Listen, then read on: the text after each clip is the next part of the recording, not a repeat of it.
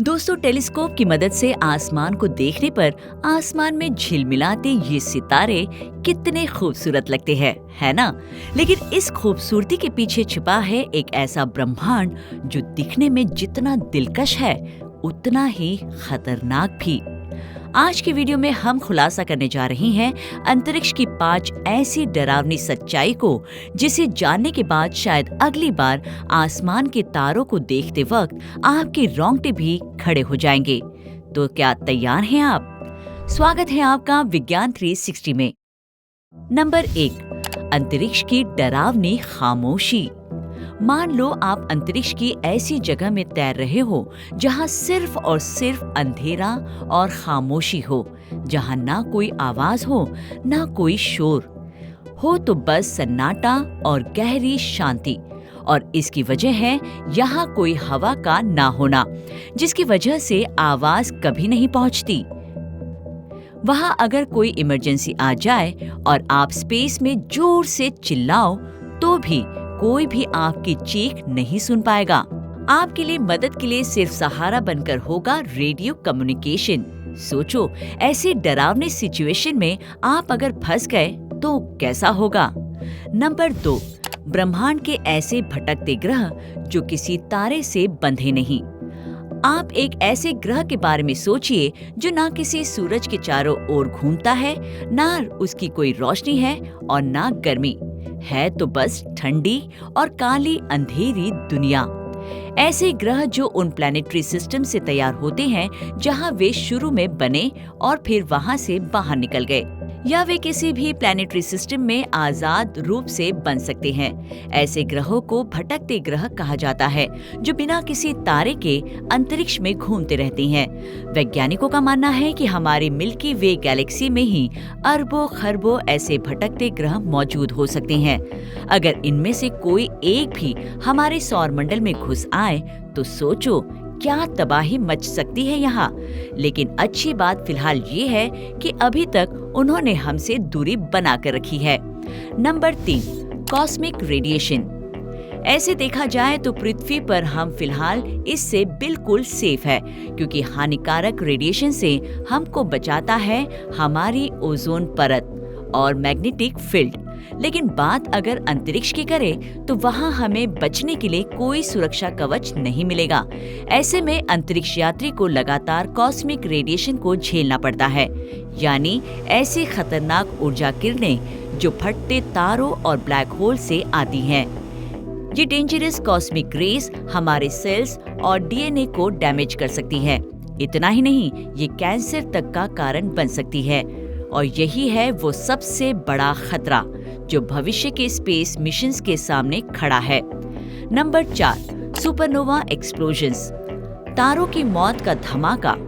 दोस्तों, जब भी कोई बड़ा तारा मरता है तो वो खामोशी से नहीं बल्कि इतनी जोर से धमाका करता है जिससे पूरा ब्रह्मांड हिल जाता है, और इसी धमाके को कहा जाता है सुपरनोवा एक्सप्लोजन।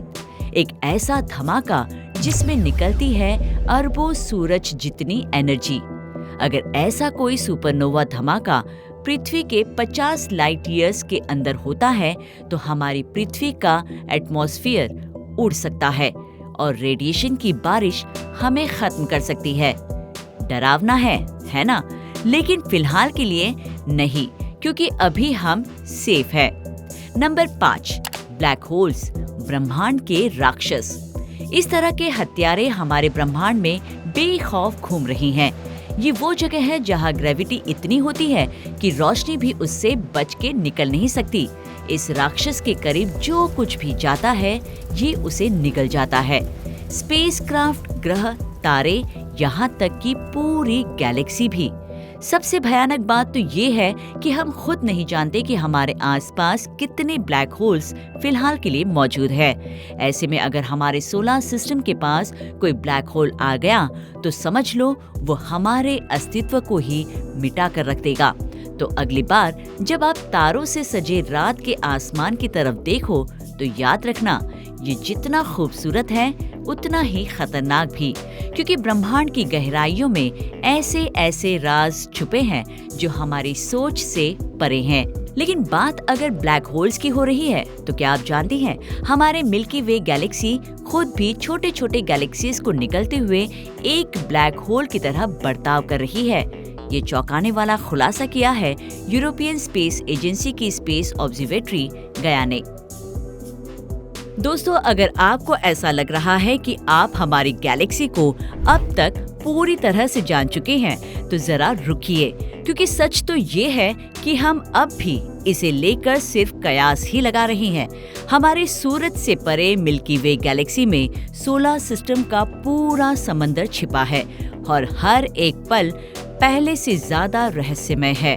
लेकिन यहाँ एक ट्विस्ट है कि हजारों सालों तक तारों को देखने और पृथ्वी से आगे सैटेलाइट भेजने के दशकों बाद भी हम अपनी गैलेक्सी को पूरी तरह से नहीं समझ पाए हैं। ऐसे में हमारी गैलेक्सी का शेप कैसा है, इसमें कितने स्पाइरल आर्म्स यानी सर्पिल भुजाएं हैं और इसमें कितने बिलियन तारे हैं, ये सब जानने में वैज्ञानिकों की मदद के लिए यूरोपियन स्पेस एजेंसी ने 19 दिसंबर 2013 को सैटेलाइट टेलीस्कोप गेया को लॉन्च किया। इसका सबसे इम्पोर्टेंट मकसद था मिल्की वे गैलेक्सी का सबसे सही 3D मैप बनाना। लेकिन इस दौरान इसने मिल्की वे के अंदर छिपी हुई एक बहुत ही हैरान कर देने वाली चीज की खोज की, और वो है दूसरी गैलेक्सीज के भूतों की। तो किसे कहा जा रहा है ये भूत और कैसे खोजा गया इनको, बताएंगे आपको इसका सच हमारे आज के वीडियो में। साल 2013 में लॉन्च किए गए गेया ने 3 ट्रिलियन से ज्यादा ऑब्जर्वेशंस, करीब 2 अरब तारों और अन्य सेलेस्टियल बॉडीज की कंडीशंस, दूरी, स्पीड और गुणों का सही मैप बनाकर ब्रह्मांड के बारे में हमारी समझ को बदल दिया। इसने हमारी मिल्की वे गैलेक्सी का अब तक का सबसे बड़ा 3D मैप देने का काम किया, जो इसके स्ट्रक्चर और विकास को डिटेल में बताते हैं। और इसके द्वारा हासिल सभी डेटा में एक राज छिपा है। दोस्तों, हमारी गैलेक्सी में लगभग 30,000 तारे हैं। उनमें से जो इसमें पूरी तरह से फिट नहीं होते, उनकी स्पीड एक जैसी नहीं होती। इनमें से कुछ गैलेक्सी के पीछे की तरफ गलत डायरेक्शन में आगे बढ़ते हैं। ऐसा इसलिए होता है क्योंकि वे तारे यहाँ नहीं बने। वे इंटरस्टेलर इमिग्रेंट्स हैं जो प्राचीन गैलेक्टिक कोलाइजन से बच गए थे। दोस्तों, मिल्की वे की स्टडी करना बेहद मुश्किल है क्योंकि हम मिल्की वे के ठीक सेंटर में रहकर इसके बाहर की तरफ देख रहे हैं। मान लो कि आप किसी जंगल के बीच में खड़े होकर पूरे जंगल का नक्शा बनाने की कोशिश कर रहे हैं, जहां चारों तरफ कोहरा है और आपके हाथ में सिर्फ एक टॉर्च। सोचिए कितना मुश्किल होगा तब आपके लिए नक्शा तैयार करना। ठीक वैसे ही अब हम गेया की मदद से पृथ्वी से पूरी गैलेक्सी का नक्शा बनाने की कोशिश कर रहे हैं। हम अपने गैलेक्टिक पड़ोसी को अंदर से बाहर तक समझने की कोशिश कर रहे हैं। इस दौरान हालात को बदतर बनाने के लिए सितारों, गैस और धूल का एक घना पैच है जो हमारे व्यू को ब्लॉक करता है। इस जगह को एस्ट्रोनॉमर्स जोन ऑफ अवॉइडेंस कहते हैं, जिसे तोड़कर पार होने के लिए रोशनी को भी कड़ी मेहनत करनी पड़ती है। विजिबल वेवलेंथ में ये लगभग पूरी तरह से धुंधला होता है, लेकिन ये हमें नहीं रोक पाया, बल्कि हम यहाँ और क्रिएटिव हो जाते हैं और हम एक्सरे, इंफ्रारेड सेंसर और होशियारी का इस्तेमाल करते हुए इस घने पैच को पार कर पाते हैं। ठीक वैसे जैसे वाइस और अल्मा मिशंस में लगे इंफ्रारेड और रेडियो टेलीस्कोप्स जो डस्ट के अंदर भी घुस सकते हैं, जो उन स्ट्रक्चर्स और स्टार सिस्टम्स को बता सकते हैं जिसे ट्रेडिशनल इंस्ट्रूमेंट्स नहीं देख पाते। ऐसा ही एक उपाय है पैरालैक्स, जो एक फैमिलियर कॉन्सेप्ट है जिसका इस्तेमाल आपने अनजाने में भी किया होगा। अपनी उंगली को अपने चेहरे के सामने रखें और एक आंख बंद करें, फिर दूसरी, और देखें कि आपकी उंगली कैसे उछलती हुई दिखती है। यही पैरालैक्स है।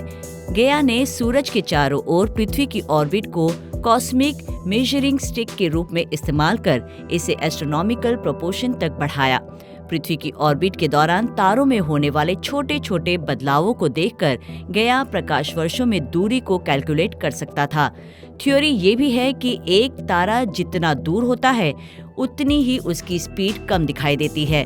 कहने का मतलब ये हुआ कि ये सब छोटे बदलावों को मापने से जुड़ी बात है और ये सिर्फ एक या दो तारों के लिए नहीं बल्कि अरबों तारों के लिए भी लागू होती है। ऐसे में कभी कभी सिर्फ कुछ माइक्रो आर्क सेकेंड के इन छोटे छोटे बदलावों को भी बेहतर सटीकता के साथ ट्रैक किया गया है। गया ने 10 साल तक लगातार यही किया और ऐसा कर उसने कुछ एक्स्ट्रा ऑर्डिनरी हासिल किया, जैसे कि हमारी गैलेक्सी का 3D मैप। इस मिशन ने पिछले गैलेक्सी मर्जर के सबूतों को उजागर किया, नए स्टार ग्रुप की पहचान की और ग्रहों और ब्लैक होल की खोज में अपना कंट्रीब्यूशन दिया। लाखों क्वासर और गैलेक्सीज का मैप तैयार किया और सैकड़ों हजारों एस्टेरॉइड्स और कॉमेट पर नजर रखी। इसने ये भी मुमकिन कर दिखाया कि हमारी गैलेक्सी एक्सटर्नल ऑब्जर्वर को कैसे दिखाई देगी, जिससे कि इसका सबसे अच्छा व्यू तैयार किया जा सके।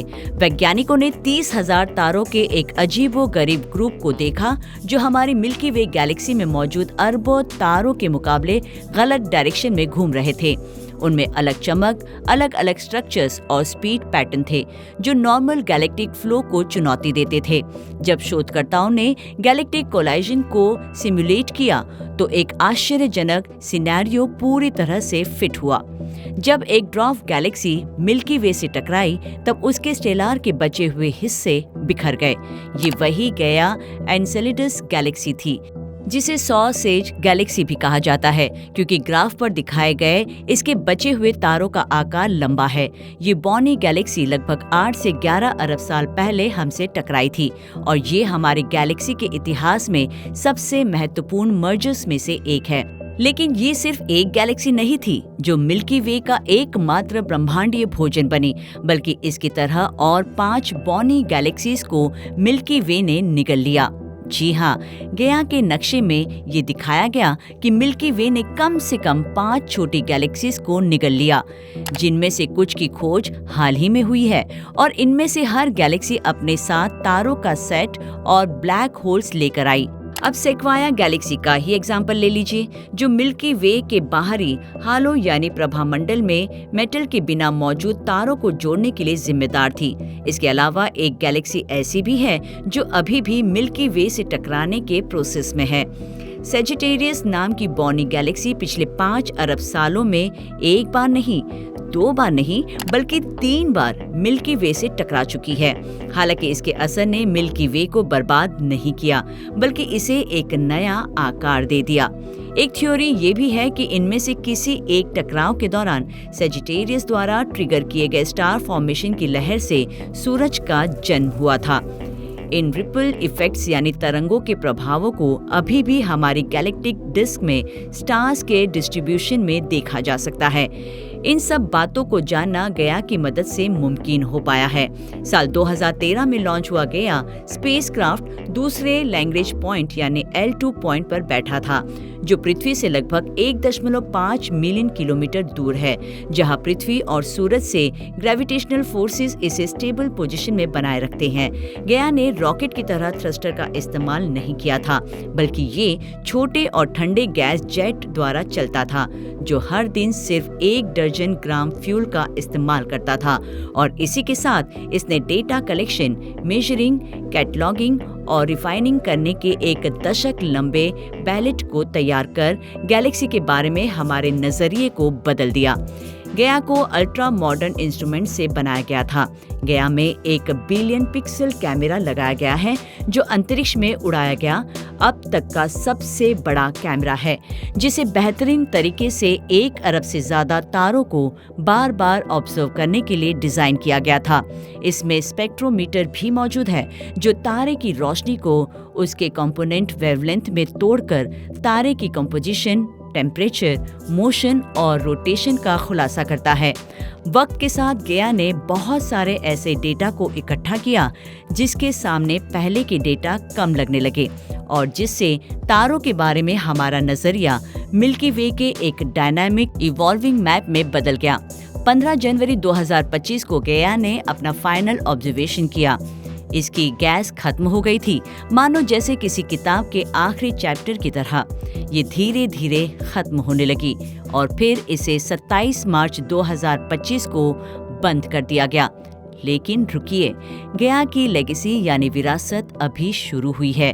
गया के मिशन को इसके ग्राउंड ब्रेकिंग डेटा रिलीज द्वारा डिफाइन किया गया है, जिनमें से हर डेटा ने गैलेक्सी के बारे में हमारी सोच और नजरिए को बढ़ाने का काम किया। 2016 में रिलीज किए गए DR1, 2018 में DR2, 2020 में EDR3 और आखिर में 2022 में DR3 ने वेरिएबल स्टार्स, बाइनरी सिस्टम और यहाँ तक कि क्वासर के नए क्लासेस का खुलासा किया। अभी भी 2 प्रमुख डेटा पैकेज बचे हैं। अगला डेटा 4 2026 में रिलीज होने वाला है और इसमें सिर्फ गया के शुरू के 5.5 साल के 500 टेराबाइट से ज़्यादा डेटा शामिल होने की उम्मीद है। ये डेटा सोने की खान से कम नहीं, ये दूर के तारों की परिक्रमा करने वाले छिपे हुए एक्सोप्लैनेट को रिवील कर सकता है, हमें हजारों बाइनरी स्टार सिस्टम की खोज करने में मदद कर सकता है और स्टार क्लस्टर के ऐसे डिटेल मॉडल्स हमें दे सकता है जिन्हें पहले कभी इतनी क्लैरिटी के साथ नहीं देखा गया था। ये हमें गैलेक्सी को पीछे की ओर घुमाने और तेज आगे ले जाने देता है। अतीत और भविष्य में लाखों साल पहले सितारों की मूवमेंट का सिमुलेट करता है। हम मिल्की वे की भुजाओं को विकसित होते, बढ़ते, मुड़ते हुए देख सकते हैं और शायद फ्यूचर कोलाइजन की झलक भी देख सकते हैं। गया ने छोटी छोटी चीजों को भी नजरअंदाज नहीं किया। इसने हमारे सौर मंडल में 1,50,000 से ज्यादा एस्टेरॉइड्स को ट्रैक किया। इसने 352 एस्टेरॉइड्स की पहचान भी की, जिनके अपने अपने छोटे छोटे चंद्रमा थे, जो कि हमारे अंदाजे से भी लगभग 2 गुना बड़े हैं। गया ने एक और हैरान कर देने वाली खोज की और वो है मिल्की वे में गया BH3 नाम का ब्लैक होल, जिसका वजन सूरज के मास से 33 गुना ज्यादा है और ये हमारे सौर मंडल से सिर्फ 2000 प्रकाश वर्ष दूर है। अब तक हमारी गैलेक्सी में ब्लैक होल का वजन 10 सोलार मासेस से ज्यादा नहीं माना जाता था, जिसे गया BH3 अब तक का सबसे भारी ब्लैक होल बन चुका है। इन मेजरमेंट्स ने ऑर्बिटल प्रेडिक्शन को रिफाइन करने में मदद की है, जो एस्टेरॉइड जैसे स्पेस ऑब्जेक्ट के लिए प्लैनेटरी डिफेंस सिस्टम्स के लिए महत्वपूर्ण है। और यही है गया की खूबसूरती। ये एस्ट्रोनॉमर्स के लिए सिर्फ एक टूल नहीं था, बल्कि ये एक टाइम मशीन, मैप मेकर और स्टोरी टेलर का कॉम्बिनेशन था। इसके बिलियन पिक्सल कैमरा और हाई रेस स्पेक्ट्रोमीटर ने हमें नई आंखें देने का काम किया, जो गैलेक्सी को वैसे देख सकती थी जैसे वो सच में है। मिल्की वे के गया के मैपिंग ने अगली पीढ़ी की स्पेस ऑब्जर्वेटरी के लिए फाउंडेशन तैयार कर दिया है। स्टार पोजीशंस, मोशन और दूरी के इसके सही मेजरमेंट्स यूक्लिड जैसे मिशन के लिए आधारशिल बन गए हैं, जो गैलेक्सीज के शेप और डिस्ट्रीब्यूशन को ट्रैक करके डार्क मैटर और डार्क एनर्जी का पता लगाने के लिए 2023 में लॉन्च किए गए थे। 2027 के लिए plan Nancy grace Roman space telescope micro lensing के जरिए कॉस्मिक एक्सेलरेशन और एक्सोप्लैनेट की स्टडी करने के लिए गया के स्टेलर कैटलॉग को तैयार करेगा और इसी तरह प्लाटो यानी planetary transit and oscillation of stars, जिसे ESA द्वारा 2026 में लॉन्च करने की प्लानिंग है। इस मिशन का मुख्य लक्ष्य एक्सोप्लैनेट की खोज करना और तारों के ऑसिलेशंस की स्टडी करना है। प्लेटो मिशन का मेन मकसद सूरज जैसे तारों के आसपास रहने लायक जगह में पृथ्वी जैसे ग्रहों की खोज करना है, जहां पानी लिक्विड कंडीशन में मौजूद हो सकता है। भले ही गया ने अंतिम विदाई ले ली हो, लेकिन इसका सफर अब भी इसके द्वारा इकट्ठा किए गए डेटा के जरिए जारी है। इसकी कहानी अभी खत्म नहीं हुई। इसने हमें मिल्की वे गैलेक्सी की वो क्लियर तस्वीर दी है जिसने मिल्की वे गैलेक्सी को देखने के हमारे नजरिए को बदल दिया है। इसके डेटा ने वैज्ञानिकों को न सिर्फ गैलेक्सी का 3D मैप बनाने की परमिशन दी, बल्कि ये भी भविष्यवाणी की कि वक्त के साथ ये कैसे बदलेगा। आपके मुताबिक गया की सबसे आकर्षक खोज क्या थी? कमेंट कर हमें जरूर बताएं। विज्ञान से जुड़ी ऐसी ही इंटरेस्टिंग खबरों को जानने के लिए हमारे चैनल विज्ञान 360 को सब्सक्राइब करें और बेल आइकन को प्रेस करना ना भूलें।